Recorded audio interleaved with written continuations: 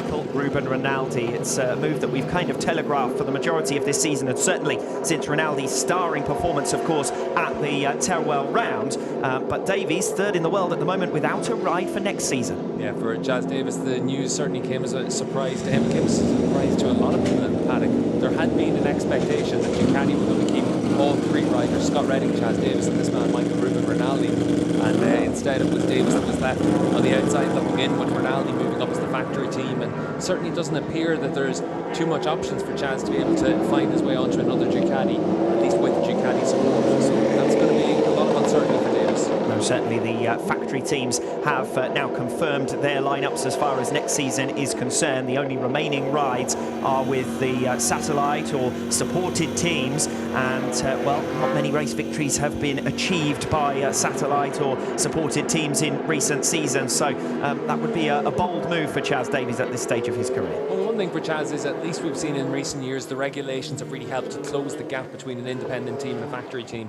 Think back to last year, this man Jonathan Rea was fighting with Toprak. You can see Toprak on the 54 Yamaha just leaving the pits as well. Toprak was on an independent Kawasaki and able to run very similar specs to what we saw from the factory bikes.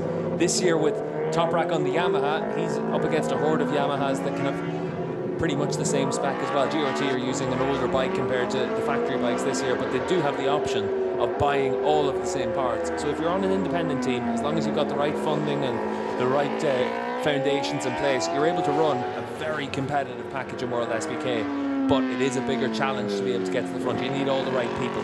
Tom Sykes second on the grid in Manicourt. The first time this season he's been beaten in Superpole by his teammate Eugene Laverty, but he was still P2 to be fair. Tom Sykes always a favourite when we get underway with Superpole. How about the BMWs this weekend? Stuttering start here yesterday, but up and running to a greater extent in FP3. Yeah, in FP3 we saw Sykes was a lot more competitive than what we saw yesterday, but still only able to just about get himself into the top 10. So the Superpole session, when he uses that qualifying tyre, you always expect to see him make a lot of progress on that. But BMW certainly on the back foot this weekend. The last weekend where they'll be running this spec of bike, from next season they've got a brand new bike, and that's really whenever they need to make a big step forward. 25-minute session underway, and a few new names to the championship for 2020 at least.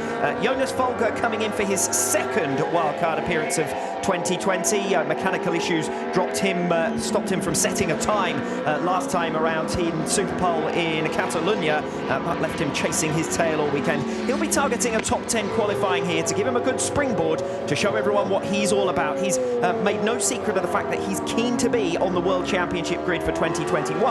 Finding a place is another matter. Yeah, finding a place is going to be a real challenge for him, and certainly it looks like the BMW satellite operation might be an option for him. Obviously he comes with the right passport for BMW, but still uncertainty as to who will actually run that team. It seems like it's coming down to a decision between Folger's team from the IDM Championship in Germany, where he's won the championship on that Yamaha, and then the likes of Andrea Quadranti's team in Supersport. They run the MV squad, and they look like two prime squads for taking on that bike for next year. Obviously, if it's Folger's team, you'd expect him to be able to stick on as a rider for them next year.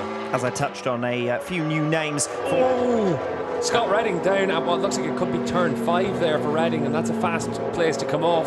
The problem for Redding now is, though, he's made that mistake at the start of the session, and he needs to be able to get back to the pits to get that bike repaired. Otherwise, he's going to qualify all the way at the back of the field.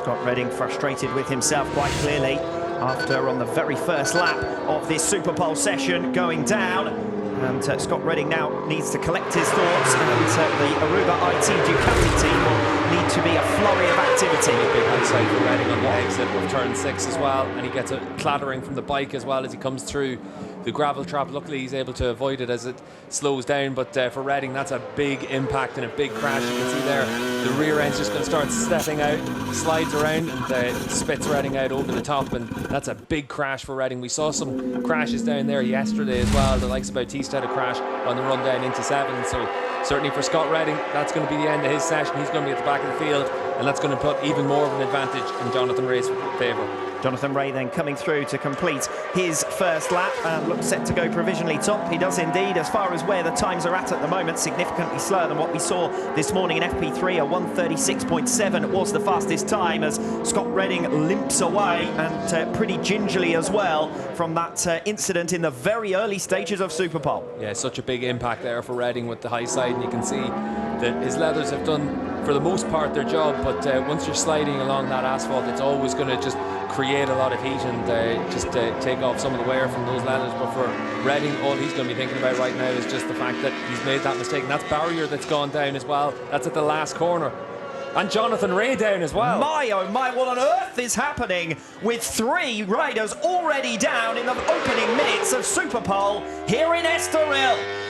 Absolutely astonishing. And rarely do you see the top 2 in a World Championship going out in the first 5 minutes of a session. It's the last corner for barrier and still waiting to see where that was for Jonathan Rea. It looks like it's in the middle of the lap. Red flag's out, as you said, Alex. So at least we're going to get the chance to get these bikes cleaned up and get the track cleaned up. But clearly at the start of this session, everyone just pushing a little bit harder than they might have done earlier in the weekend, and maybe just being caught out by a little bit of lack of experience around the track. But certainly Redding's crash, we saw that big high side. We don't tend to see an awful lot of high sides anymore like that.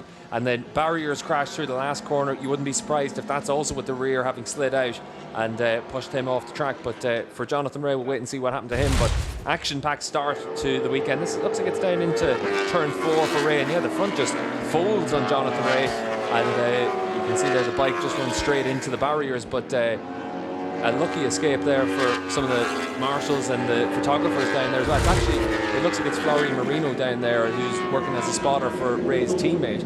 But yeah, for Jonathan Rea, that's probably his session ended now as well. Well, is this an opportunity, though, on the other hand, for the teams to try and get some work done? It looks like there was significant damage for both riders. The impact was quite spectacular for Jonathan Rea's Kawasaki, and Scott Redding, of course, we wonder whether the man is okay after going down quite heavily, albeit walking away subsequently. Very rarely, we're in completely uncharted territory here, very rarely do we have a situation where our 2 top riders in the World Championship go down in the first 6 minutes of a session. Looks as though Marino's bike has been nicked with the number 22 on the front of it. Jonathan Rea takes a speedy route back to the pits to try and work out exactly what has gone on there. We're under red flags after that incident for Jonathan Rea, but effectively it feels like we need a complete reset of this Superpole session. Yeah, the one problem for the teams that have had an incident is that the bikes have to get back to the pits in time to be able to start working on them. Usually throughout the course of this weekend, that's been taking about 10 minutes, depending on where you crash. But whenever you've got 3 riders that have crashed, you also need to have enough recovery trucks to be able to get them back to the pits as well. So